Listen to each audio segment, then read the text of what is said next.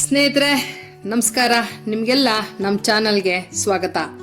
ಇದೇ ಜುಲೈ 20ನೇ ತಾರೀಕು ಸೋಮವಾರ ಮೈಸೂರಿನ ನಾದಬ್ರಹ್ಮ ಸಂಗೀತ ಸಭಾಂಗಣದಲ್ಲಿ ಕರೋಕೆ ಗಾಯನ ಕಾರ್ಯಕ್ರಮವನ್ನ ಆಯೋಜನೆ ಮಾಡಿದ್ವಿ. ಕಾರ್ಯಕ್ರಮಕ್ಕೆ ಚೆನ್ನಾಗಿ ಕಾಣಬೇಕಲ್ಲ, ಅದಕ್ಕೆ ಬ್ಯೂಟಿ ಪಾರ್ಲರ್ಗೆ ಹೋಗಿ ಮೇಕಪ್ ಮುಗಿಸಿ ಅವರಿಗೂ ಕೂಡ ಬೇಗ ಬರೋದಕ್ಕೆ ಹೇಳಿ ಫಂಕ್ಷನ್ ಹಾಲ್ಗೆ ಬಂದೆ ಸ್ನೇಹಿತರೆ. ಎಲ್ಲವೂ ರೆಡಿ ಇತ್ತು. ನೋಡಿ, ಪೂಜೆ ಕಾರ್ಯಕ್ರಮವನ್ನ ಶುರು ಮಾಡಿದ್ವಿ.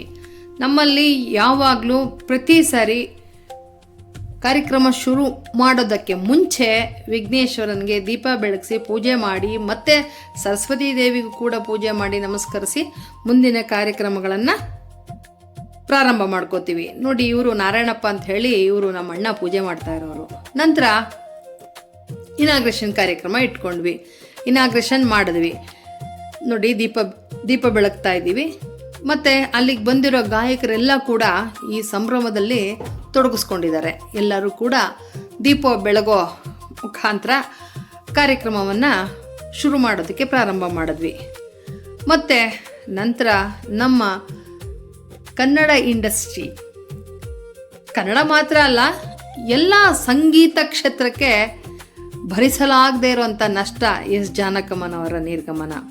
ಅವರಿಗೆ ಕ್ಯಾಂಡ್ಲು ಹೊತ್ತಿಸಿ 1 ನಿಮಿಷಗಳ ಕಾಲ ಮೌನಾಚರಣೆ ಮಾಡಿ ಎಲ್ಲರೂ ಕೂಡ ಪುಷ್ಪವನ್ನು ಅರ್ಪಿಸೋ ಮೂಲಕ ಅವರಿಗೆ ಒಂದು ಗೌರವವನ್ನು ಸಮರ್ಪಣೆ ಮಾಡಿದ್ವಿ.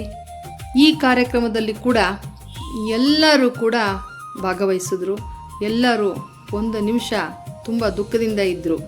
ಇವರು ಕನಕರಾಜ್ ಅಂತ ಹೇಳಿ, ಇವರು ಕೂಡ ಜಾನಕಮ್ಮನವರ ಅಪಾರ ಅಭಿಮಾನಿ.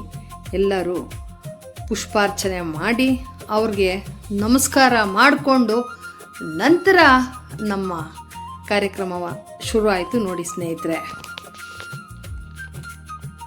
ಮತ್ತು ಇದು ನಮ್ಮ ಮುಂದಿನ ಕಾರ್ಯಕ್ರಮದ ಒಂದು ಬ್ಯಾನರು. ಈ ಕಾರ್ಯಕ್ರಮವನ್ನು ಕುವೆಂಪು ನಗರ ವಿಜಯ ಬ್ಯಾಂಕ್ ಸರ್ಕಲಲ್ಲಿ ದೈವಜ್ಞ ಭವನ ಅಂತ ಹೇಳಿ ಒಂದು ಫಂಕ್ಷನ್ ಹಾಲ್ ಇದೆ, ಅಲ್ಲಿ ಆಯೋಜನೆ ಮಾಡಿಕೊಂಡಿದ್ದೀವಿ.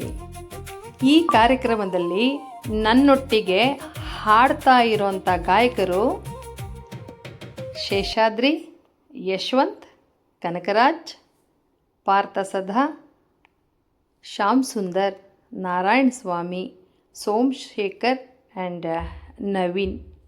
ಸ್ನೇಹಿತರೆ, ನಿಮಗೆಲ್ಲ ಕಾರ್ಯಕ್ರಮಕ್ಕೆ ಆತ್ಮೀಯ ಸ್ವಾಗತ.